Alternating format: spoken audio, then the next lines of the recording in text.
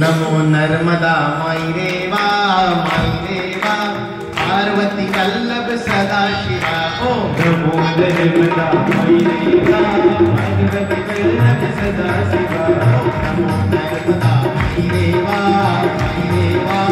पार्वती वल्लभ सदा शिवा। नमो नर्मदा माई रेवा पार्वती वल्लभ सदा शिवा। पार्वती वल्लभ सदा शिवा। पार्वती वल्लभ सदा शिवा। हरि सुंदर नंद मुकुंद हरि नारायण हरि ओम। हरि सुंदर नंद मुकुंद हरि नारायण हरि ओम। हरि केशव हरि गोविंद हरि नारायण हरि ओम। हरि केशव हरि गोविंद हरि नारायण हरि ओम। नमो नर्मदा माई रेवा पार्वती वल्लभ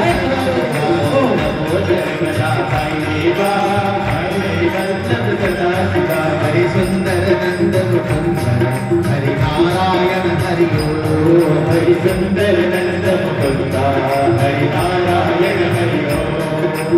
आओ रे गोकुल के प्यारे।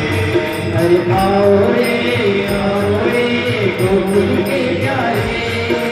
झूमो रे नाचो रे सुर गाओ रे।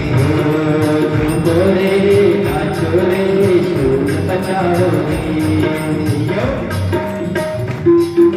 देवा तट पर धूम धड़ाका देवा तट पर धूम धड़ाका। राम नाम का यही तड़ाका। राम नाम का यही तड़ाका। बोलो संतो हरि हरि बोलो संतो हरि हरि। मुख पर मुरली अधर धरी मुख पर मुरली अधर धरी। हरि सुंदर नंद मुकुंद हरि नारायण हरि ओम। हरि सुंदर नंद मुकुंद हरि नारायण हरि ओम। केशव हरि गोविंद हरि नारायण हरि ओम।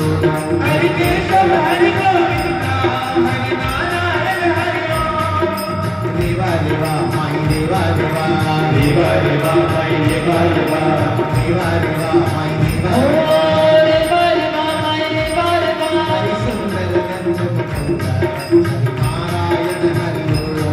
हरि सुंदर नंद मुकुंद हरि नारायण हरि ओम। हरि नारायण हरि ओम। हरि नारायण हरि ओम। हरि नारायण हरि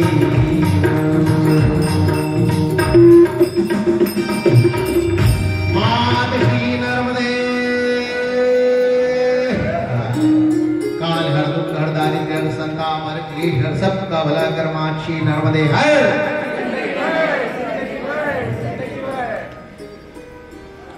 परिक्रमा पूर्ण हो गई परंतु पुराण पूर्ण नहीं हुआ क्योंकि 5 अध्याय अभी बाकी है और वो 5 अध्याय हैं सत्यनारायण भगवान के।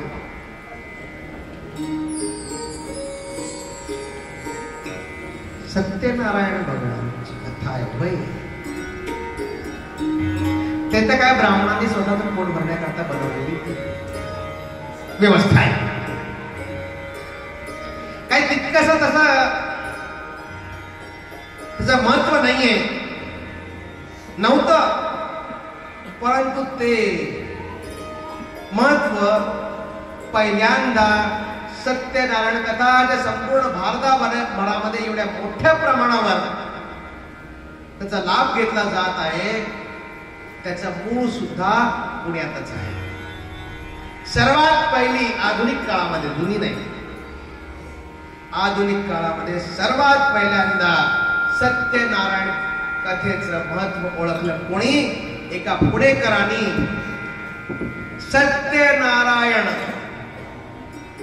कथेतून प्रेरणा घेऊन त्यातून आपल्याला जीवनाला घडवत तोच पुणेकर महान क्रांतिकारी बनला. त्याचं नाव म्हणजे वासुदेव बळवंत. आल्या आला रे आला वासुदेव बळवंत फडके. त्यांनी पुन्हा एक प्रथा सुरू केली. काही ना काहीतरी असायला पाहिजे सत्यनारायण कथेमध्ये. काय आहे, लीलावती कलावती झालं तर. आणि भटजींना बोलवलं, ब्राह्मणांना बोलवलं की ते येतात, कथा मांडतात आणि कथा सुरू करतात. एक समय की बात है, शौनक आदि 88,000 ऋषि प्रेमिशारण्य में सूत जी के सामने बैठे हुए थे. सूत जी पुराणों के महान वेत्ता है, वो कथा सुना रहे थे. और शौनक जी ने एक प्रश्न पूछा कि सूत जी, इस मनुष्य जीवन में जो भी आया है सब अपने अपने किए हुए कर्मों से दुख प्राप्त कर रहा है.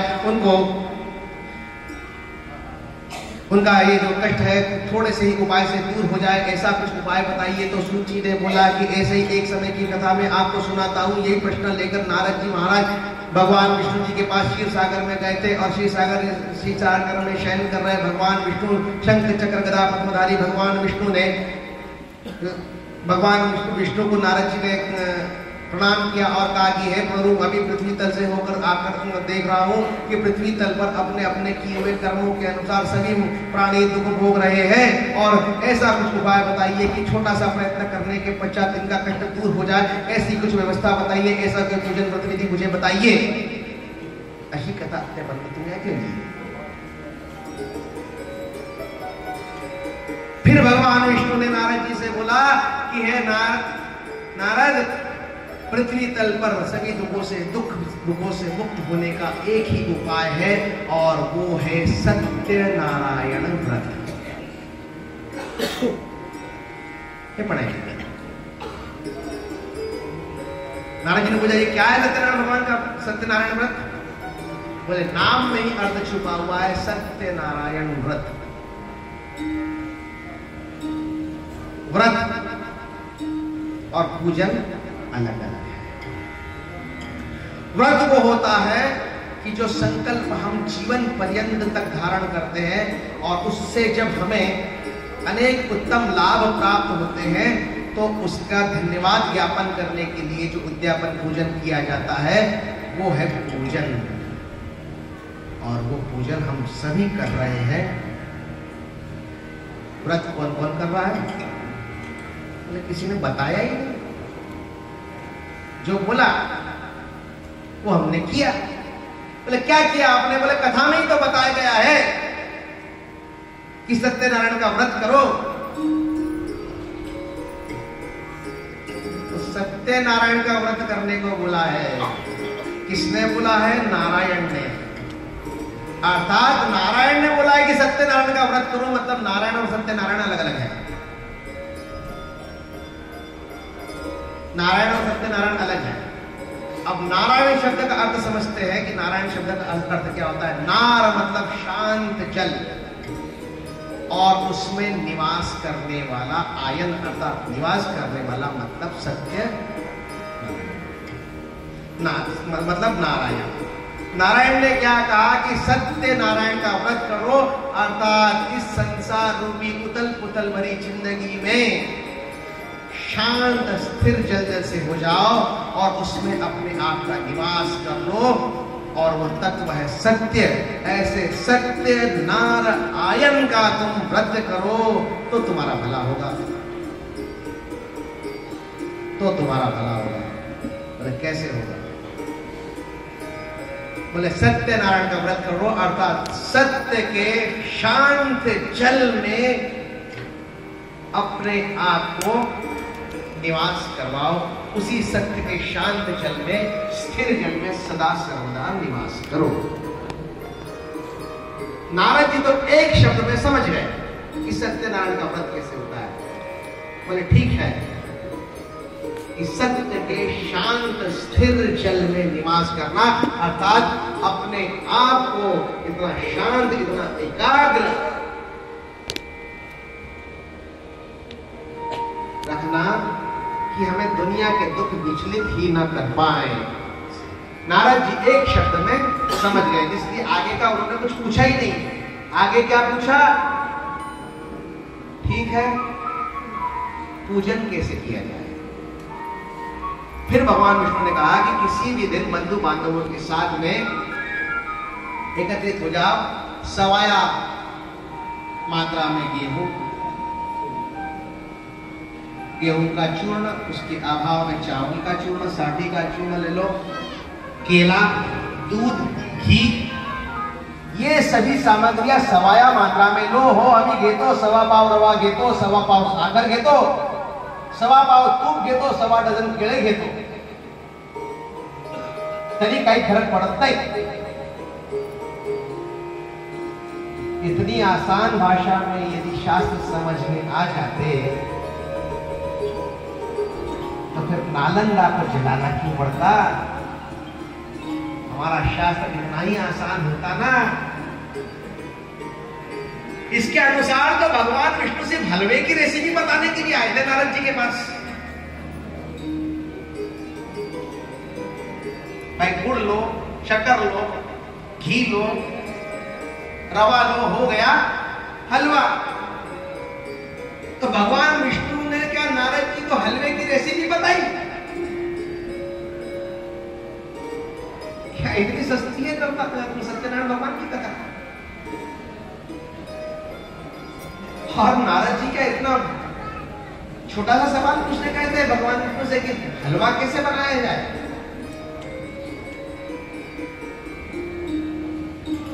भगवान विष्णु ने जो हलवे की विधि बताई उससे बढ़िया हलवा तो हमारे मोहन सिंह जी बना रहे हैं.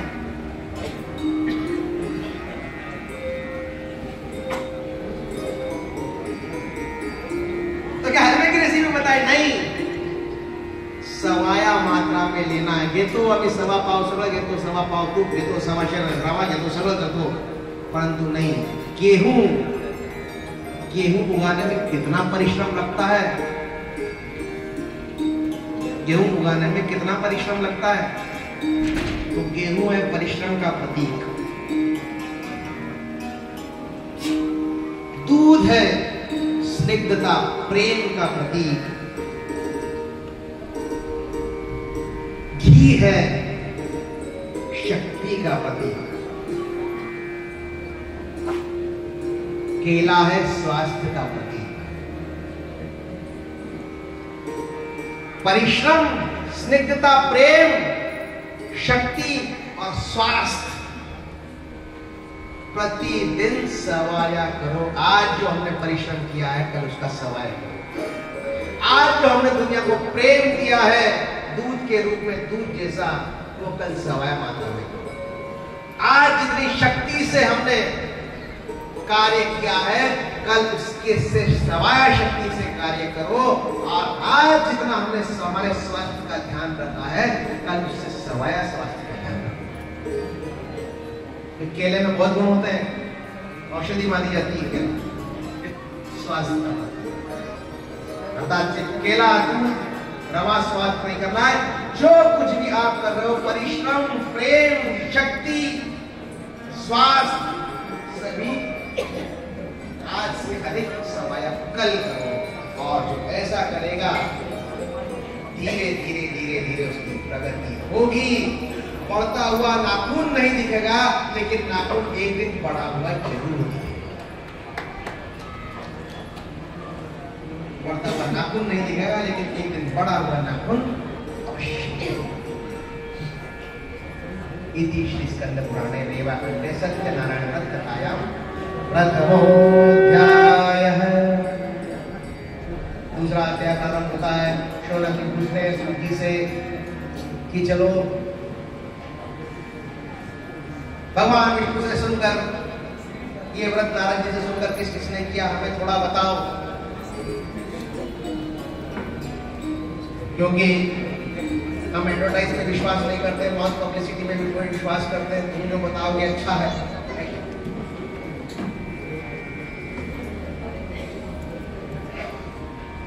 अगर मेरी परिक्रमा में सेवाएं अच्छी नहीं होती, व्यवस्थाएं अच्छी नहीं होती तो क्या मैं यहाँ पर आता?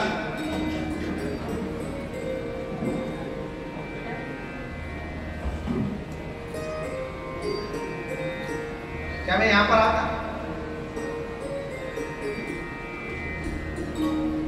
बहुत पब्लिसिटी. किसने किया ये पहले हमको बताओ तो सुनो. हे शौनक आदि ऋषियों, काशीपुरी नाम का एक नगर था. वहां पे एक अत्यंत दरिद्र ब्राह्मण था जिसे रिजर्वेशन नहीं मिला था, आरक्षण नहीं मिला था. EWS भी नहीं मिला था उसको। तभी मैंने आपको कहा कि पुराणों की कथा सुनकर यदि आरक्षण किया जाता तो ब्राह्मण को सर्वाधिक आरक्षण मिलता, क्योंकि हर पुराण की कथा में ब्राह्मण को गरीबी बताया गया है, दरिद्र बताया गया है। कभी मैंने आपसे देखो ब्राह्मणों को कितनी जोर जोर से हंसी आ रही है।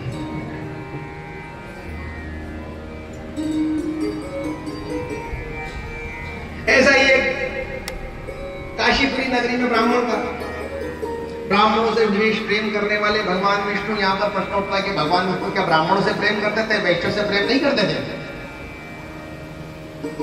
आप सभी कभी न कभी ब्राह्मण शब्द की व्याख्या सुन चुके हैं कि जो ब्रह्म तत्व की ओर बढ़ता है, जो ब्रह्म तत्व को जानता है, वो ब्राह्मण। इसकी अधिक व्याख्या मुझे करने की आवश्यकता नहीं, क्योंकि यहाँ पर ब्राह्मण कोई जाति नहीं, कोई समाज नहीं। ब्राह्मण है बुद्धि की पराकाष्ठा और बुद्धि की विकसित अवस्था, वो है ब्राह्मण, भले ही वो किसी भी जाति का क्यों न हो। उदाहरण हमारे सामने है, अनेक अनेक इसी महाराष्ट्र भूमि के संत जिन्हें आज हम बड़े प्रेम से नमन करते हैं, जन्म से तो ब्राह्मण नहीं थे, परंतु कर्म से वो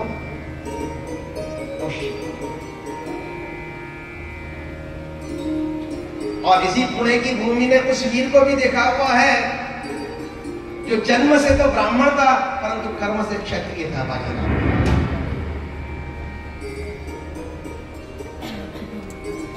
ऐसे ब्राह्मणों पर प्रेम करने वाले भगवान विष्णु एक दिन बूढ़े ब्राह्मण का वेश धारण करके काशीपुरी नाम की नगरी के उस ब्राह्मण के सामने आए और उससे पूछा कि हे ब्राह्मण, तू क्यों दुखी हो रहा है? बोले बहुत समस्या है, बहुत तकलीफ है, दुखी हो रहा हूँ, क्या करूँ? आजकल H1B का रेट भी बहुत बढ़ गया है, टैरिफ भी बहुत लग गया है, और क्या बताऊं आपको, रिजर्वेशन तो हमको मिलता ही नहीं है।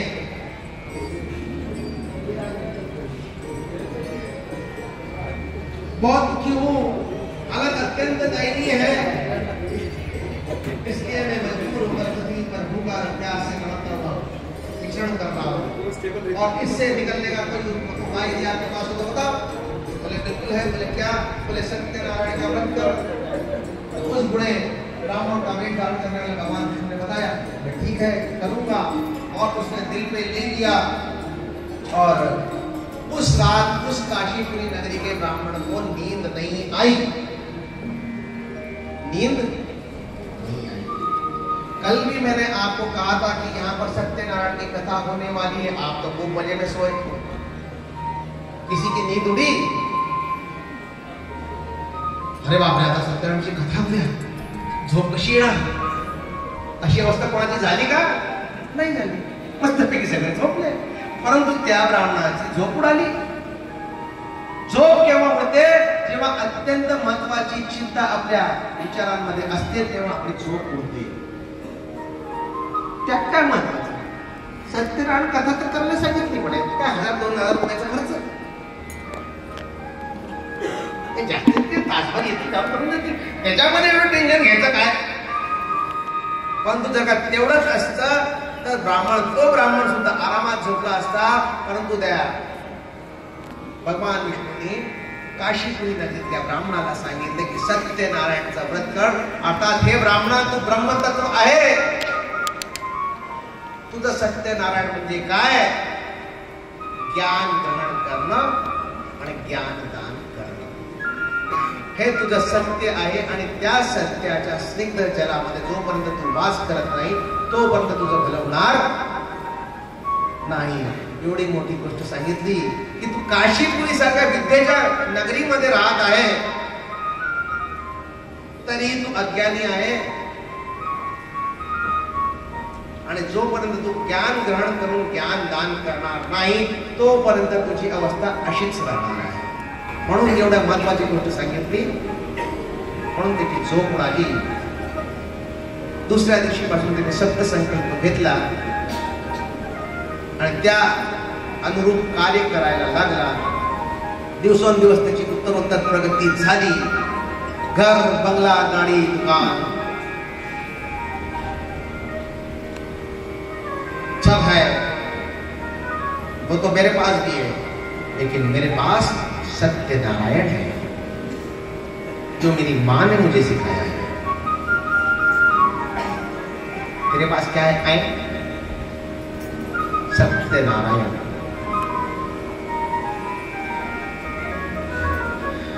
और इस प्रकार से ज्ञान ग्रहण करते हुए ब्राह्मण को संदेश दिया कि ज्ञान ग्रहण करो, ज्ञान का दान करो, क्योंकि लक्ष्मी का श्राप ब्राह्मणों को मिला हुआ है कि लक्ष्मी कभी ब्राह्मणों के पास नहीं रहेगी। लेकिन भगवान विष्णु ने ये कहा हुआ है कि लक्ष्मी के श्राप को तो मैं मिटा नहीं सकता, घरवाली का कहना कौन डिनाई करेगा उसको तो। लेकिन ब्राह्मणों को एक वरदान अवश्य देता हूं कि जिसके पास सरस्वती है उसके पास लक्ष्मी अवश्य रहेगी। ऐसा वरदान भगवान विष्णु ने दिया। और आज भी जो ब्राह्मण विद्या ग्रहण करने में पीछे रह जाता है उसकी दुर्गति आज भी होती है, आपने देखी है। आज भी आपने दुर्गति होती है देखी है।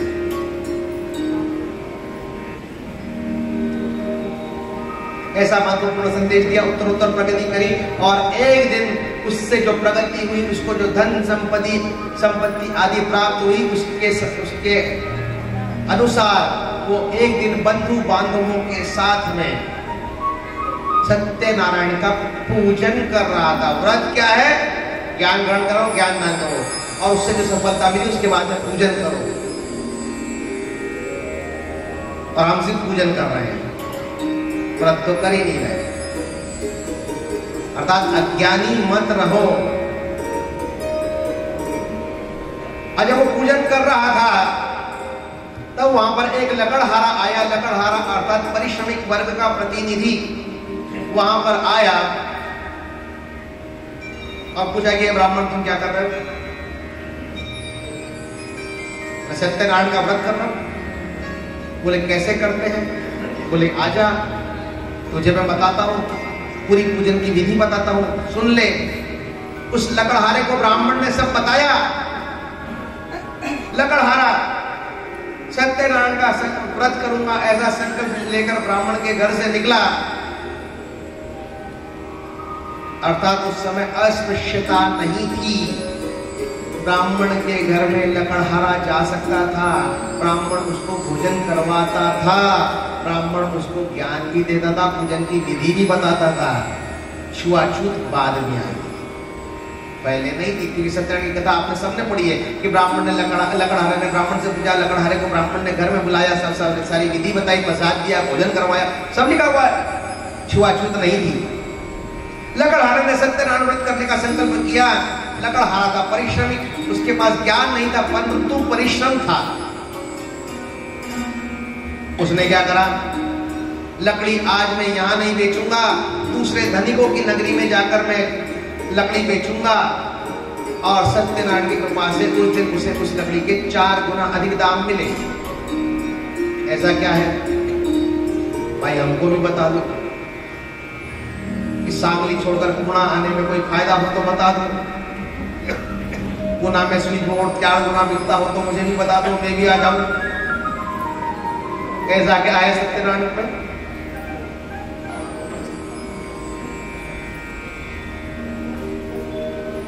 लकड़हारे के पास था परिश्रम।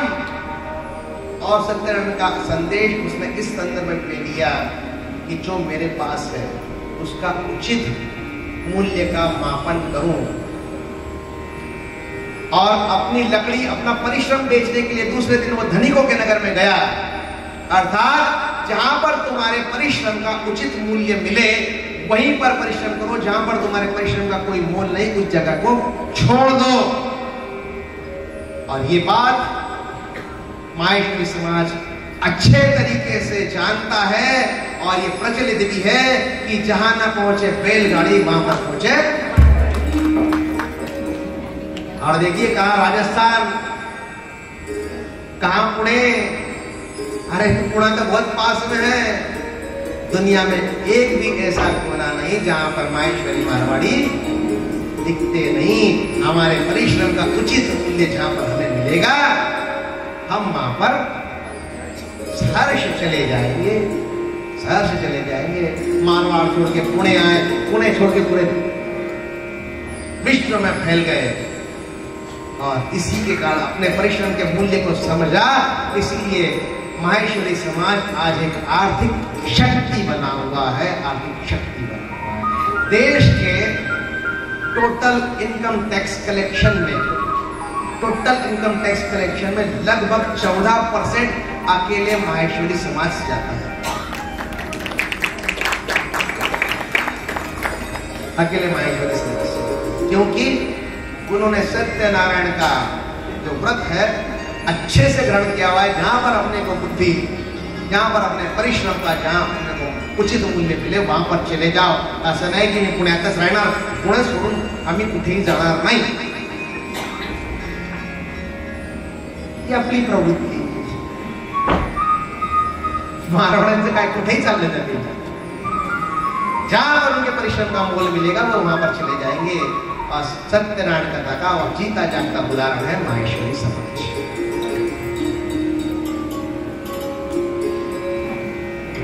और दिन प्रतिदिन लकड़हारा भी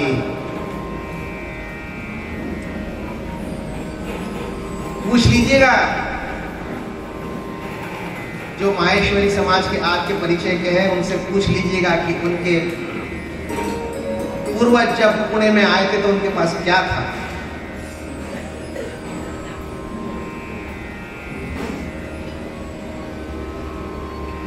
है ना, और आज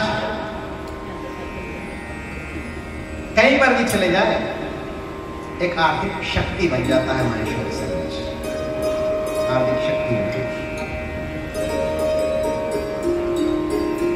सब कुछ उपयोग करता है, परिश्रम भी, बुद्धि भी, सबका उपयोग कर लेता है। लेकिन इति श्री स्कंद पुराणे रेवाखंडे सत्यनारायण व्रत कथायाम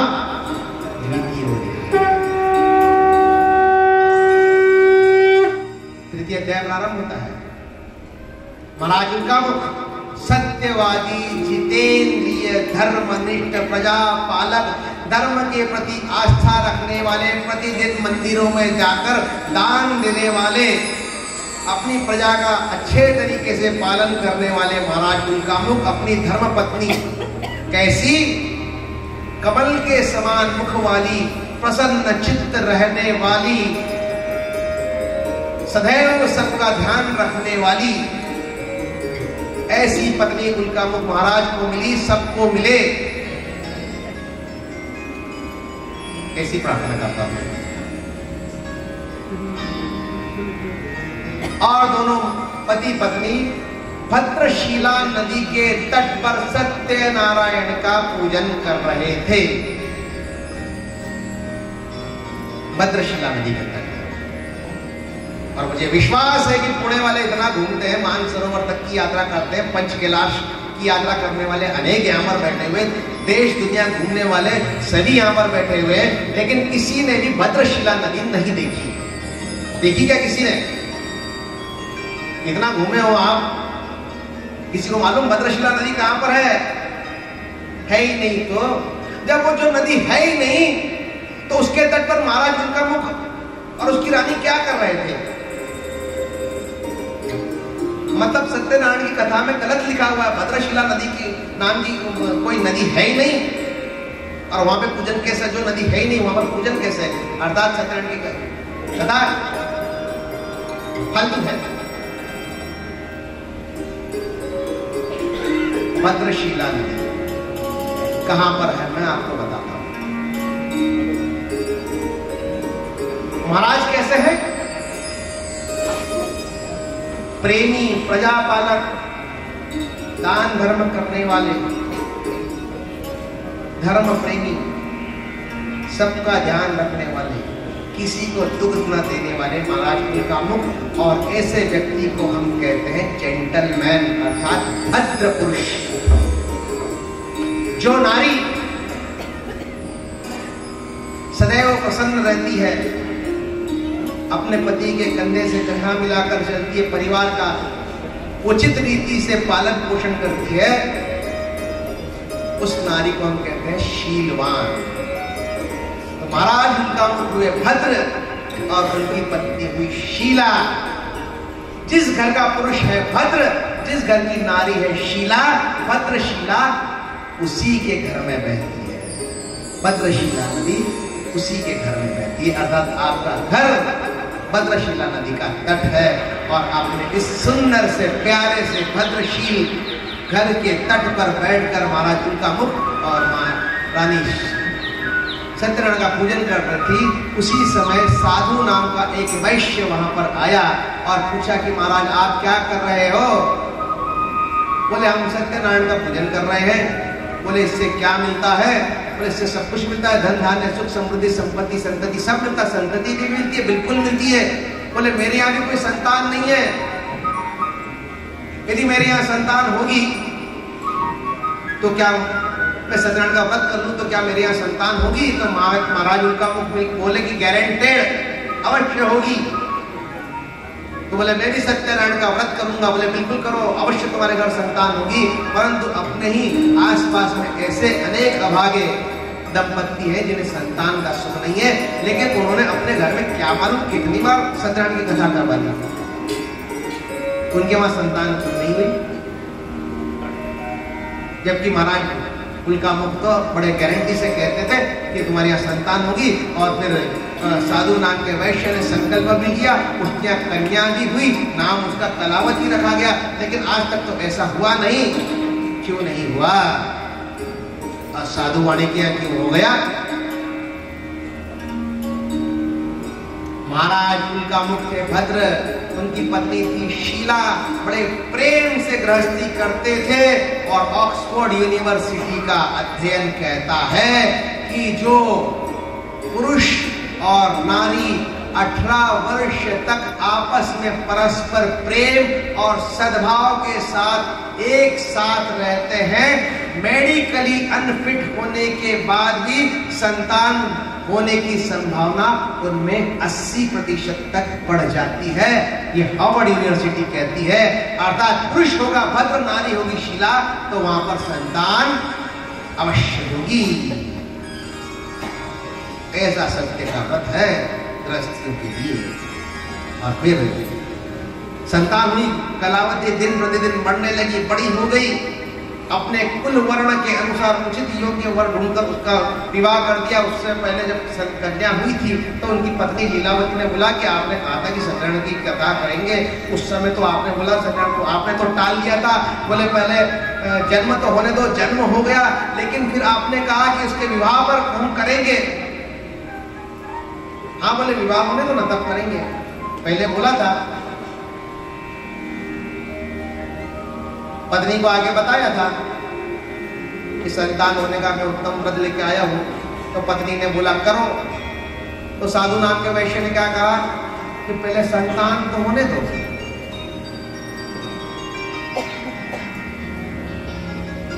साधु कौन था? वैश्य। सब बैठे हुए हैं सब। और वैश्यों की प्रवृत्ति क्या होती है भाई साहब? दामोदर जी, रुपया आज होली खर्च हो, काल भले हो जाए। एक दिन भी कभी तिजोरी में पड़े रेवे ने तो वीरो ब्याज ले।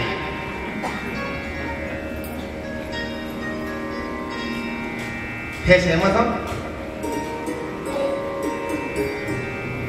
आज सत्यनारायण की कथा करना, 1000 रुपए का खर्च करना, अभी संतान की प्राप्ति तो हुई नहीं। जब संतान की प्राप्ति साल भर बाद होगी तब तक वो पैसा थोड़ा सा बढ़ जाएगा, ब्याज मिल जाएगा।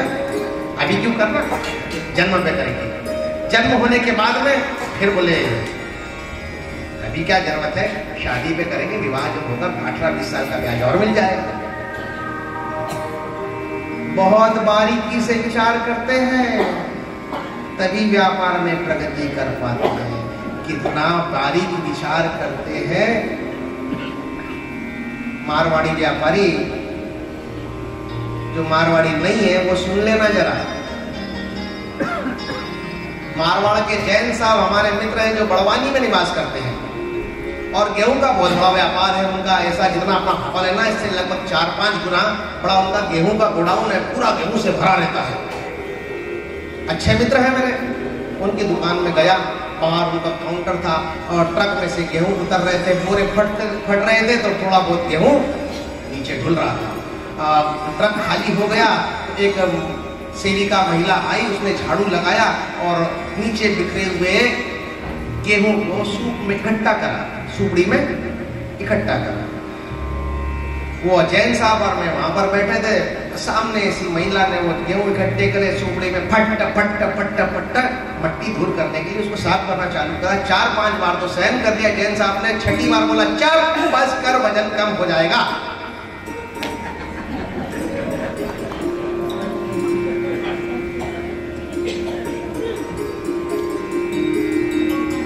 इतना बारीकी से विचार। हम कहते हैं कि पैसा वैश्यों के पास ही क्यों टिकता है, हमारे पास क्यों नहीं टिकता? इतना बारीकी से कभी किसी ने विचार किया है? इतना बारीक, जिसके गोडाउन में हजारों कुंटल गेहूं भरा हुआ है वो मात्र 5 ग्राम का विचार कर रहा है। इतना बारीकी से कभी हमने विचार किया है?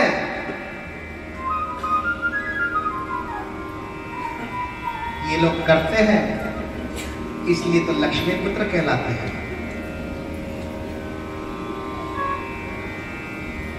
हंसो मत यार, सही कह रहे हो।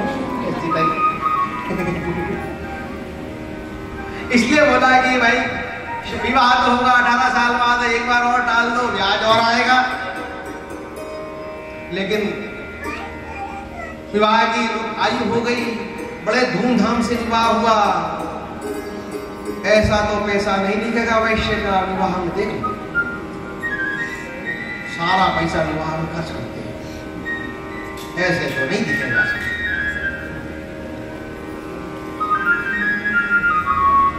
और बड़े धूमधाम से विवाह करा, डीजे बाजे सब बजने लगे और धूमधाम करने में, डीजे बाजे बजाने में, उस धूम धड़ाके में तब भी साधु वैश्य सत्यनारायण का व्रत करना, कथा करना।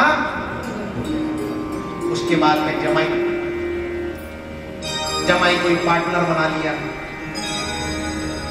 क्योंकि एक सामान्य प्रवृत्ति वैश्यों की भी, सबकी से एक सामान्य प्रवृत्ति है कि बेटा हमारा नालायक है, जमाई हमारा होशियार है।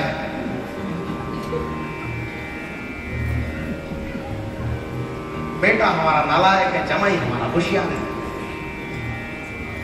जमाई कोई पार्टनर बना लिया, बोले चलो व्यापार करने के लिए चलेंगे, और महाराज चंद्रकेतु के नगर में चले गए।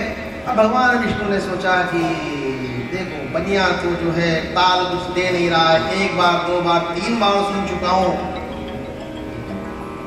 3 बार तकादा लग चुका है, वसूली नहीं हो रही है, अब तो नोटिस भेजना पड़ेगा। और नोटिस भेजा, चंद्रकेतु के नगर में गए दोनों, वो वैश्य व्यापारी और दामाद, और चंद्रकेतु का धन चुरा कर ले जा रहे थे। चोर डर के मारे छुप गए, पीछे लग गए थे सिपाही, जहां पर दोनों ससुर जमाई रुके हुए थे वहां पर उन्होंने पोटली छोड़ दी। सिपाहियों को लगा इन्होंने ही चोरा है, बंदी बना लिया, कारागृह में डाल दिया। चिल्लाते रह गए कि हे महाराज चंद्रकेतु, हमने ये पाप नहीं किया, हमने चोरी नहीं की, इसका दंड हमें क्यों? क्योंकि हम भी यही कहते हैं कि आज हमें दुख क्यों मिल रहा है, हमने तो कुछ किया ही नहीं, लेकिन पहले तुमने क्या क्या करा है ये तुमको मालूम ही नहीं।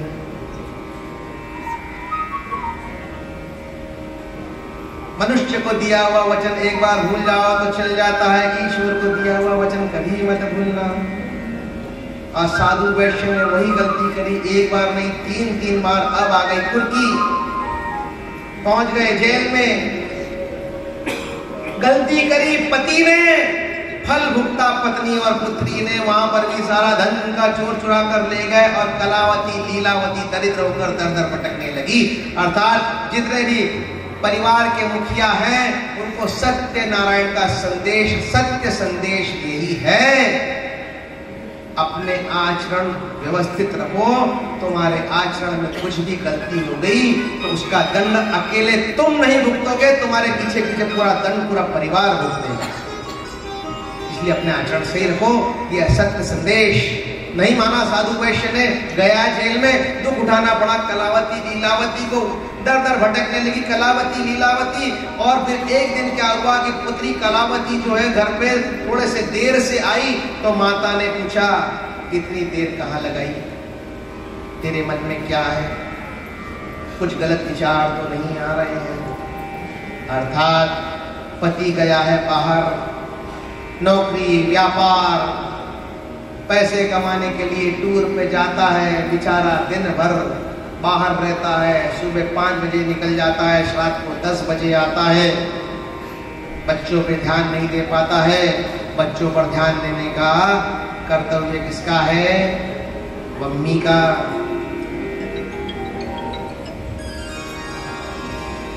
परंतु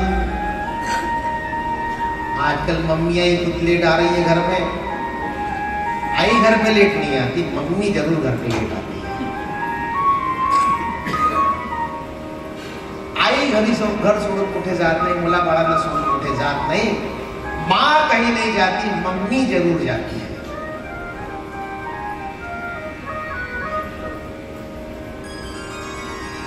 और जब लेट आई पुत्री तो पूछा कि तेरे मन में क्या है? अपना कर्तव्य किया, क्योंकि बालकों पे बच्चों पे ध्यान देने का कर्तव्य पत्नी का है।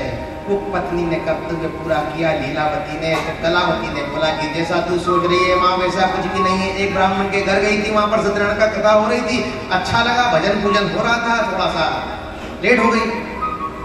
एकदम से याद आया कि मेरे पति ने सत्यनारायण का व्रत करने का निश्चय किया था परंतु करा नहीं, और ये बालिका सत्यनारायण का व्रत करके देख के आई है, अर्थात मुझे भी करना चाहिए। सारे दुखों का जड़ वहीं पर छुपी हुई है।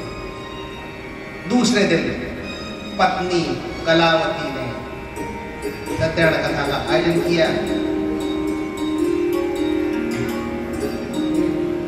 लीलावती कलावती सत्यनारायण का कथा करने लगी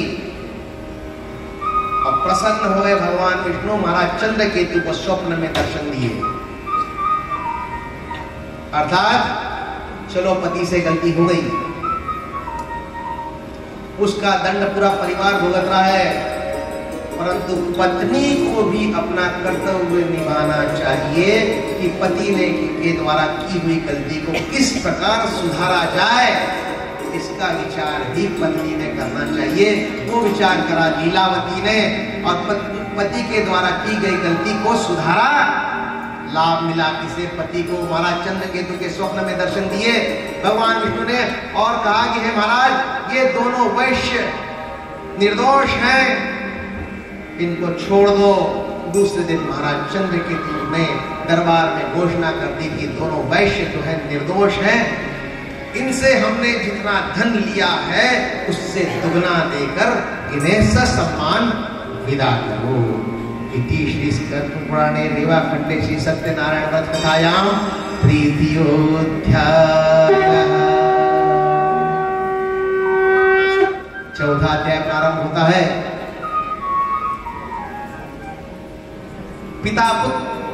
पिता ससुर और जमाई सारी धन संपदा हीरे जवाहरात को नाव में भरकर चले अपने नगर की ओर।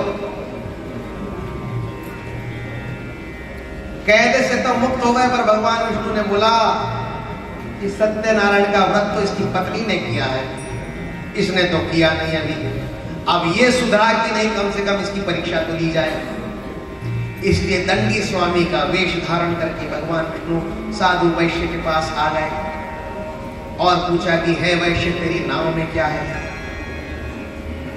तो वैश्य को क्या लगा, गणपतीचे दिवस आलेले आहेत, नवरात्री एक बहुती पुस्तक घेऊन आलेले आहेत, आणि जर का मी यांना सांगितलं की माझा व्यापार खूप सुंदर चाललेला आहे, मला नोकरीमध्ये मला इन्क्रीमेंट मिळालेली आहे, माझा पीएफ रेशो वाढलेला आहे, जीएसटी कमी झालेला आहे, हे जर का मी यांना सांगितलं तर जास्तीची पावती कापतील. म्हणून काय सांगू दादा, संदीप दादा तुम्ही आला खरं बाबा, चिंचवडच्या गणपती करता पावती घेऊन, पण तुम्हाला काय सांगू, जीएसटी कमी झालं तरी त्रास काही कमी होत नाही, टॅरिफ लावलेला आहे. त्यांच्यावर म्हणलं तुला मला काय करायचं, आपल्या देशामध्ये टॅरिफचं काय, काही लय त्रास होतोय, धंदा करणं आजकाल लय झालंय बघा, आणि एवढं वर्ष 2 वर्ष झाले नोकरी करता करता अजूनही इन्क्रीमेंट मिळालेलं नाहीये. दिवाळीचा बोनस तर पहिले बजाज मध्ये टेल्को मध्ये किती मिळायचा. आजकालच्या IT कंपन्या काय देतात? फुटकर फक्त कॅडबरी आणि ते ड्रायफ्रूट देतात. आजकाल दिवाळीचा बोनसही काही व्यवस्थित मिळत नाही हो. टेल्को मध्ये, टिस्को मध्ये, बजाज किंवा महिंद्रा मध्ये अगोदर जेव्हा जे नोकरी करायचे त्यांना दिवाळीचा बोनस काय मस्त मिळायचा, घरामध्ये आनंद यायचा. आजकाल फक्त म्हणे काय म्हणतात, मुंह मिठा कीजिए, कॅडबरी खाइए. ड्रायफ्रूटचे 4 तुकडे घरी पाठवून देतात. आजकालचे IT कंपनी वाले खूप हे झालेलं आहे. व्यापार करणं मुश्किल झालेलं आहे. शेतीमध्ये काही पिकत नाही, नोकरीमध्ये काही इन्क्रीमेंट नाही. आता विचारलं का मी तुम्हाला? नाही, तुम्ही पावती कापायला आला म्हणून सांगतो. कधी कदाचित तुम्ही जास्त मागितली तर दंडी स्वामींनी विचारलं की तेरे नाव में क्या है. त्याला वाटलं की पावती जास्तीची कापणार आहे. बोले स्वामी जी मेरी नाव में तो बेलपत्ती भरे हुए हैं. बोले तथास्तु, ओके. और नाव को देखा तो वजन हल्का होने के कारण नाव ऊपर उठी हुई थी. और जैसा ही नाव ऊपर उठी हुई देखा, नाव को बेलपत्ती से भरा हुआ देखा, तो साधु वैश्य को वैसा ही हार्ट अटैक आ गया जैसे BSc NSc एकदम से लोअर सर्किट लग जाता है.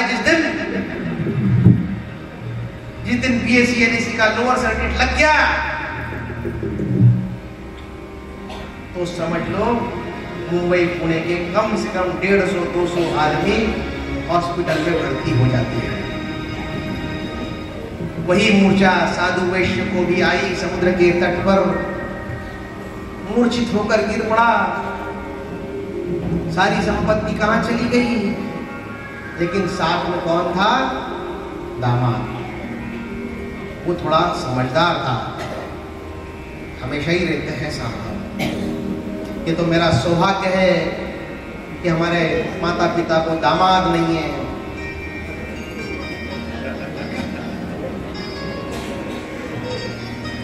इसलिए हमारे माता पिता के लिए जो बेटा है वही होशियार है, नहीं तो बाकियों के लिए तो दामाद ही होशियार रहते हैं, बेटे तो नालायक रहते हैं. दामाद गया, जल लाया, छीटा. बोले उठो उठो. काय झालं? सेन्सेक्स थोडासा सुधारलाय.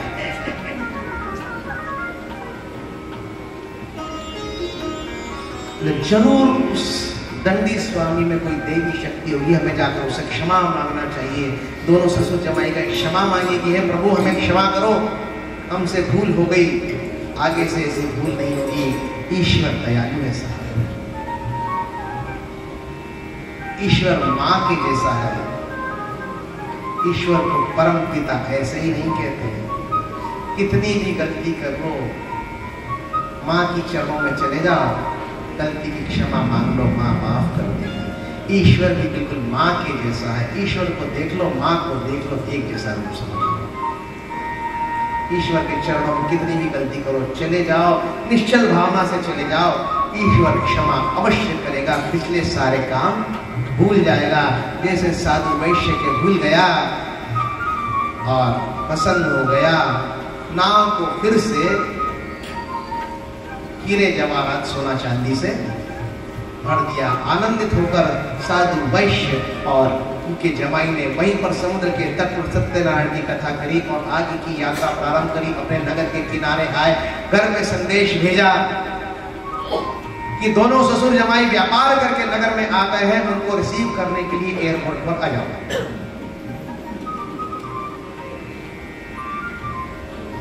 उस समय लीलावती कलावती घर में सत्यनारायण का व्रत कर रही थी. पूजा की तैयारी कर रही थी. पूजा चल रही थी. पूजा हो गई. जैसे ही सूचना मिली पत्नी लीलावती को कि साधु वैश्य व्यापार करके आ गए, बड़ी प्रसन्नचित हो गई और फटाक से कपडे चेंज करे. त्यावेळेस मेकअपला जास्त वेळ लागला नाही. तुरंत घर से बाहर निकल गई और अपनी बेटी से कहा कि बेटी मैं अपने पति के दर्शन के लिए जा रही हूँ. ये पूजा की जो सामग्री है फुलपात्र, हे फुलं जे आहेत, निर्माल्य, हे सगळं थोडंसं बिखरलेलं आहे ना, तर थोडं व्यवस्थित करून घे, जरा साफसफाई करून घे आणि नंतर तू पण ये. मी चालले. कलावती काय म्हणाले, हिचं वय माझ्यापेक्षा जास्त, तरी पती दर्शनाची एवढी हाऊस, माझं वय तर किती कमी, आत्ता काही नुकतं माझं लग्न झालंय आणि मला इथे सोडून गेली, कोणा तू आवरावर कर. आणि ही पहिले निघून गेली. जाऊ दे आवरावर, काय करायचं आपल्याला, जाऊ दे, मी पण जाते. ती पण निघून गेली. परंतु या घाई गडबडीमध्ये प्रसाद घेणं विसरून गेली. कलावती जेव्हा तिथे गेली समुद्र काठावर, तेव्हा तिचा पती अदृश्य झाला. म्हणजे आता हे काय झालं, आम्ही तर सगळं आता मी आता नुकताच घरी सत्यनारायणचं पूजन करून घेत आहे आणि आताच केलेलं आहे, तरी हिचा पती गेला कुठे. तेव्हा आकाशवाणी झाली, ही ईश्वराचा प्रसाद, सत्यनारायणचा प्रसाद, त्याचा त्याग करून इथे आलेली आहे, म्हणून तिचा पती अदृश्य झाला आहे. यदि घर पर जाकर कलावती पुनः प्रसाद ग्रहण कर लेगी तो इसका पति इसे पुनः प्राप्त होगा. घरी गेली, प्रसाद घेतला, आली, तिचा पती पुन्हा प्रकट झाला. आपण काय म्हणतो, भगवान विष्णू किती निष्ठुर आहेत. बिचारीने काय केलं होतं, चमचाभर प्रसाद, काल गर्दी जास्त होती, आम्ही सुद्धा सोडून गेलो, प्रसाद नाही घेतला. आमचा पती तर घरातच होता, तो तर काही गायब झाला नाही. पण बिचारीने फक्त एक चमचा तो शिरा खाल्ला नाही आणि तिचा पती अदृश्य झाला. हे फार चुकीचं करतो बाबा देव. या देवाचं कधी कधी काय, त्याचं काही सिद्धांत मला काही पटत नाही. म्हणून आजकाल मी सत्यनारायणची पूजा, कथा वगैरे काही करत नाही. हे असं सांगितलं असतं म्हणून आम्ही करत नाही. एक बिचारीने एक चमचा शिरा नाही खाल्ला आणि तिचा पती काय झाला, ते तर खरंय की जाऊन परत खाऊन आली, नाही तर तिथं तर केलंच असतं.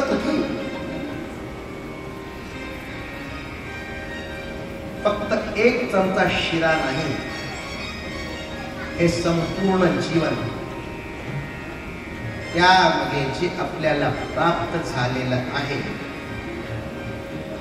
जी काही सुबत्ता, जे काही सुख, जो काही आनंद आज आपल्या जीवनामध्ये आहे, ते सर्व ईश्वराच्या कृपेमुळे, ईश्वराच्या प्रसादामुळे आहे.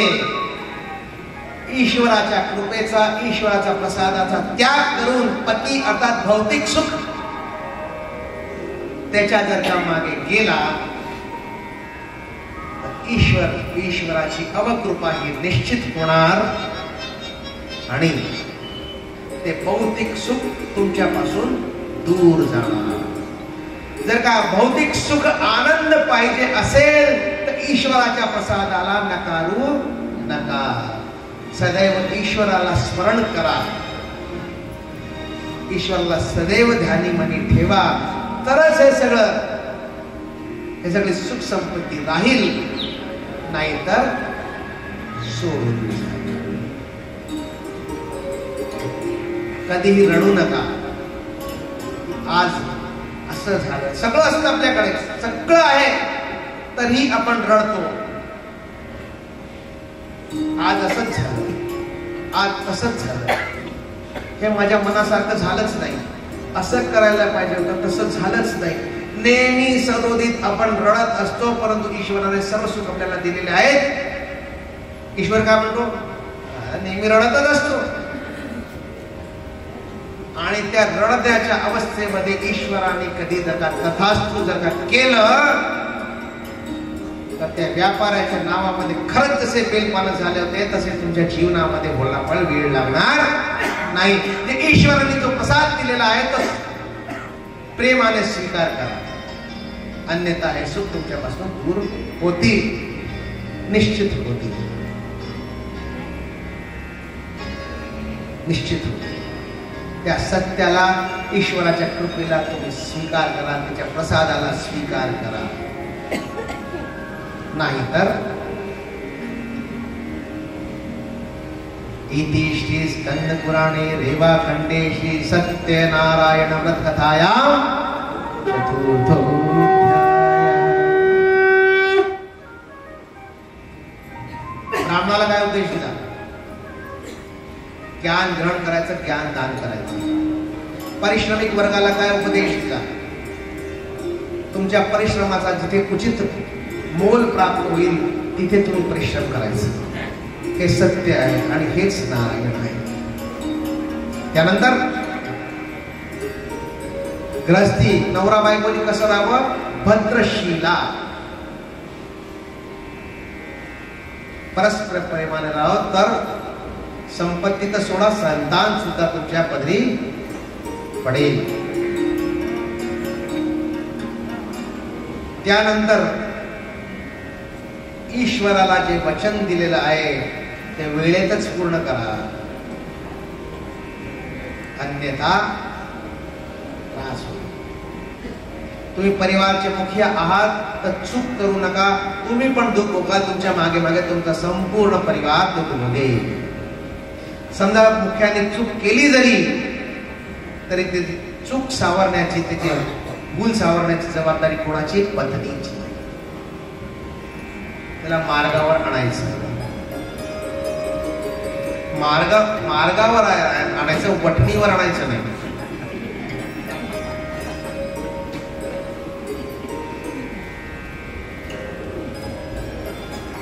आणि ईश्वराच्या प्रसादाला कधीही नकारू नका. कधी म्हणू नका की आपल्या जीवनामध्ये सुख असू नये.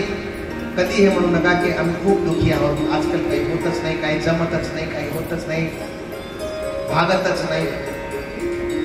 नेवर. जो प्राप्त है वो पर्याप्त है, और जो अप्राप्त है उसके लिए हम सवाया प्रयत्न करेंगे. सवाया परिश्रम, सवाया प्रेम, सवाया शक्ति, सवाया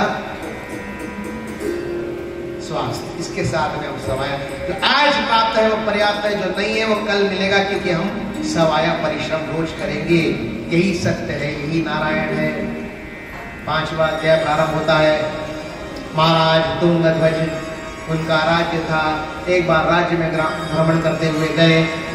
गांव के गोप ग्वाल ग्रामीण भक्त सत्यनारायण का पूजन कर रहे थे, लेकिन राजा ने देखा, वहां पर गया नहीं, क्योंकि ईगो.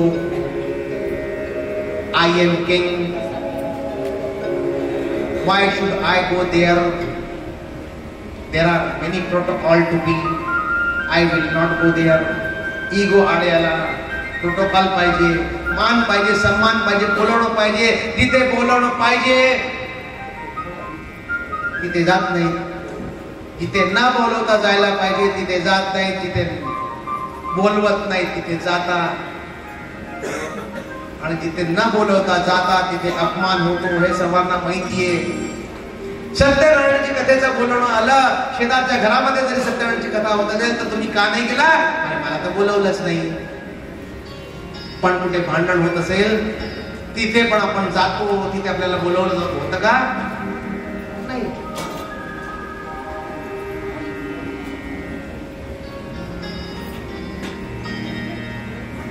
राजा गेला नाही.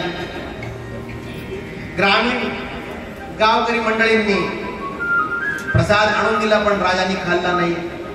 म्हणे का? बोले this is not laboratory tested and not cooked by my chef. हे मला असं काही हे गावंढळ जेवण मला काही आवडत नाही, म्हणून मी हा गावकऱ्यांचा शिरा खाणार नाही.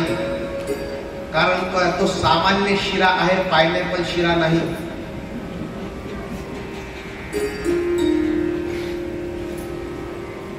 म्हणून मी खाणार नाही. आपल्या राजधानीमध्ये आला. संपूर्ण राजधानी उद्ध्वस्त झालेली. म्हणे काय झालं? राजपुरोहित म्हणाले अवश्य तुमच्याकडून काहीतरी चूक झाली असेल, म्हणे असं असं झालं. ठीक आहे, जा. परत तिथे झाले गावकऱ्या मंडळीमध्ये पुन्हा पूजन केलं. प्रसाद घेतला आणि त्याचं राज्य पुन्हा बहाल झालं. महाराज तुंगध्वज म्हणजे क्षत्रिय आणि आत्ताचे क्षत्रिय म्हणजे आमदार, खासदार, नेते, मंत्री. त्यांच्याकरता हा संदेश आहे की जर का तुम्ही नेते झाला, आमदार झाला, खासदार झाला आणि कधी चुकून आपल्या मतदारसंघामध्ये गेला आणि तिथे जर का काही अशी चर्चा होत असेल तर आवर्जून जा. ती तुमची प्रजा आहे. मला तुंगध्वज सारखा बोलू नका, मला तर बोलवणारच नाही. चला नाही केले तर तुम्ही पण एक मस्तपैकी मोठस ऑफिस असं उघडून बसला तुम्ही, जनसंपर्क कार्यालय, त्याच्यामध्ये ते प्रसाद म्हणजे तुमच्याकडे काही मागणी घेऊन आले की आमच्या गावामध्ये पाईपलाईन नाही, आमच्या गावामध्ये व्यवस्थित रोड नाही, ती मागणी तुम्ही तुमच्याकडे गावकरी घेऊन आले. तुम्ही तर स्वतः गेला नाही की त्या गावामध्ये रोड आहे की नाही बघायला, परंतु जेव्हा निवेदन घेऊन आले आणि ते तुम्ही रद्दीच्या टोपलीत टाकले तर मग तुमचं राज्य जाईल कसं मालूम पड़ जाएगा. राज्य कैसा जाता है.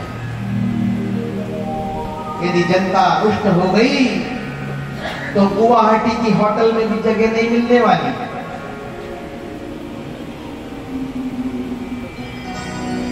यदि जनता नाराज हो गई तो गुवाहाटी के होटल में भी जगह नहीं मिलने वाली.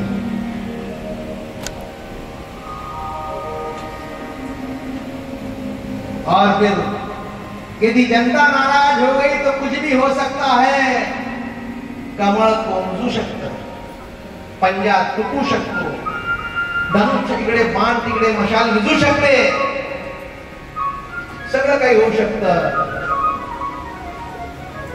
ते जर का व्हायचं तुम्हाला नसेल तर जो कोणी आमदार, खासदार कुठलाही असो त्यांनी आपल्या प्रजेकडे नीट लक्ष द्यावं. आणि जर का तुम्ही आपल्या प्रजेकडे नीट जर का आपल्या मतदारसंघामध्ये व्यवस्थित जर का लक्ष दिलं तर तुम्हाला प्रचार करायची सुद्धा जरूरत नाही. जसे आमच्या इंदोरची सुमित्राताई महाजन 9 वेळा खासदार राहिल्या, फक्त 2 वेळा प्रचार केला. त्याच्यानंतर फक्त इंदोरच्या राजवाड्यावर फक्त एक बॅनर लगायचा, इस बार भी सुमित्राताई चुनाव लढ रही है. प्रचार झाला आणि ताई आरामात घरी झोपत आहे. सलग 9 वेळा निवडून आहे. कर्तृत्व तसं असावं. कर्तृत्व राजांसारखं असावं, शिव छत्रपतींसारखं असावं की त्यांनी केलेले प्रजेचे कल्याण. म्हणून आजही प्रत्येक चौकामध्ये राजांची प्रतिमा स्थापित झालेली आहे. राज्यकर्त्यांनी तसं असावं. राज्यकर्त्यांनी व्यवस्थित असावं तरच राज्य राहील. प्रजेकडे व्यवस्थित लक्ष द्यावं, प्रजेचं पालन व्यवस्थित करावं, हे क्षत्रियांना दिलेला उपदेश.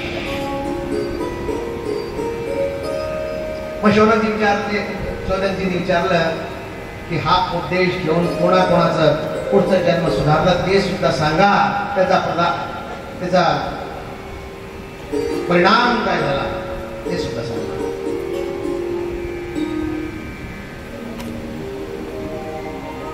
काशीपुरीतला तो निर्धन ब्राह्मण दुसऱ्या जन्मी पण निर्धनच राहिला, परंतु सुदामा झाला.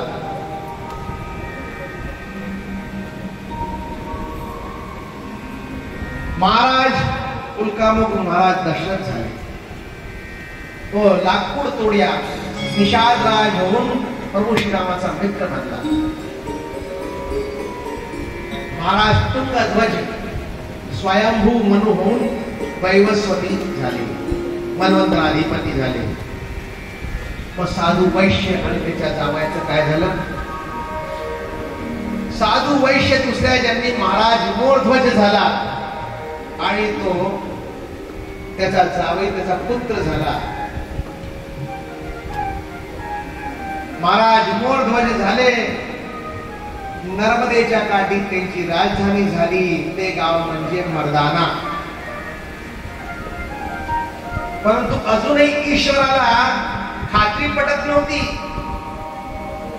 या सत्य व्रत व्यवस्थित पालन करत आहे की नाही. म्हणून ईश्वराने साधू संतांचं रूप घेतलं. राज दरबारी गेले की हे महाराज मोरध्वज, परीक्षा घ्यायला गेले. हे महाराज मोरध्वज, आमच्या भोजनाची व्यवस्था कर. म्हणजे अवश्य करतो, परंतु आम्ही सामान्य भोजन करणार नाही. मग भोजनामध्ये काय पाहिजे? तुझ्या पुत्राचं मांसाचं व्यंजन, तुझ्या पुत्राला काप आणि त्याचा मांस, त्याचं व्यंजन आम्हाला तेच जेवण आम्ही करू. त्यावेळेस महाराज मोरध्वज मागच्या जन्मीचा साधू वैश्य चुकला नाही. आपल्या पुत्राला करवतीने कापलं आणि जसंच करवतीने कापलं मैयाच्या तटावर, तसंच तेव्हा महाराज मोरध्वज आणि त्याचा पुत्र जीवनमुक्त होऊन स्वर्गाची शोभा वाढवली. नवदेकाची घटना ग्राम मर्दाना. History repeats again and again. हे आपण ऐकलेलं आहे, पण कधी त्याचा अनुभव घेतला का? घेतलेला आहे. नर्मदेच्या काठी सगळं काही तुम्हाला व्यवस्थित मिळतं. History repeats again and again. पूज्यपाद देवी अहिल्याबाई होळकर, त्यांना नर्मदेच्या काठी राजधानी बनवायची होती. सर्वात प्रथम निवड केली ग्राम मर्दाना. भूमिपूजन झालं, एक शिवालय सुद्धा बांधून झालं. नंतर विद्वज्जनांनी सांगितलं की महाराणी अहिल्याबाई, ह्या जागेमध्ये वास्तुदोष आहे. म्हणजे कसा?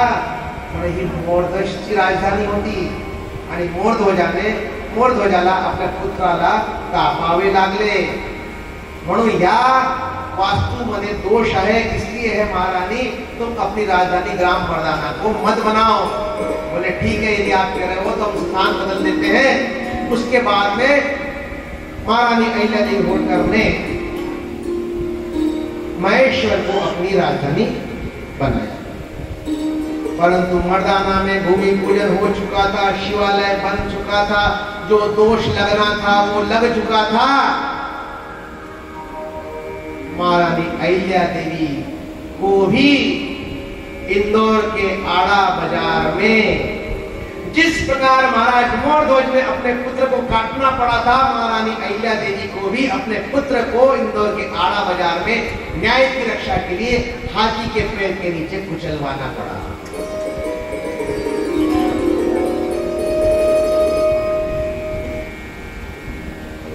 इति श्री स्कंद पुराणे रेवाखंडे श्री सत्यनारायण व्रतकथायां पंचम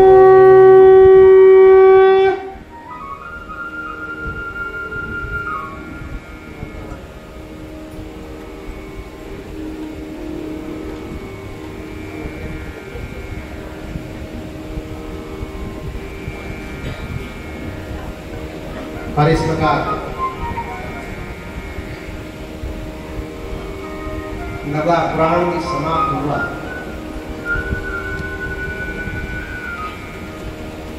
और समाप्त हुआ आपका और हमारा 7 दिन का संबंध, मात्र 7 दिन का संबंध.